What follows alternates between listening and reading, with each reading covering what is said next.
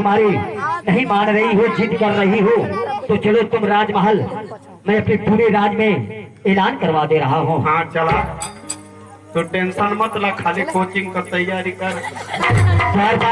सरकार तुम मेरे पूरे राज में ऐलान कर दो जी कि जो राजा बलभद्र नरेश की आंख को ज्योतिमय बनाएगा जी वह पूरे राजताज का मालिक बनेगा। अच्छा। तथा उनकी लाडली राजकुमारी से हाँ। शादी कर दिया जाएगा। माने चारों तरफ कह दे, हाँ क्योंकि छोड़ब ना नहीं, हमाओं में हमाल का रहो। हाँ ऐलान करो। सुनो। हाँ पहले मुझे राज दरबार तक छोड़ो। हाँ चला छोड़ दे। हाँ अरे मर्दवा वनिया जात हुआ पड़वा के खुंटवा वो, अबे उड़ूक लग जाई तो तुहर भी नसियो फूट जाए।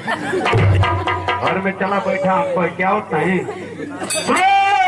सबके कहे क्या हो, क्योंकि छोड़े के ना ना।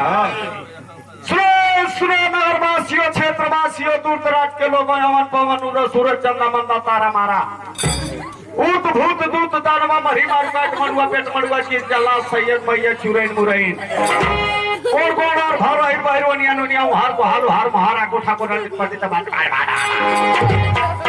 सभी लोगों को सूचित किया जाता है, इसमें कोई जाति भेदभाव नहीं है। सभी लोगों को सूचित किया जाता है कि जो हमारी महाराज की आंख को ठीक करेगा, महाराज अपने लड़की से शादी करेंगे और पूरे राज्य का मालिक बना देंगे।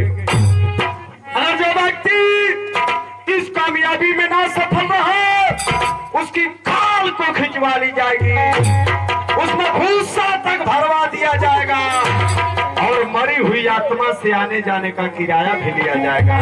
अरे राजा जी हो मोर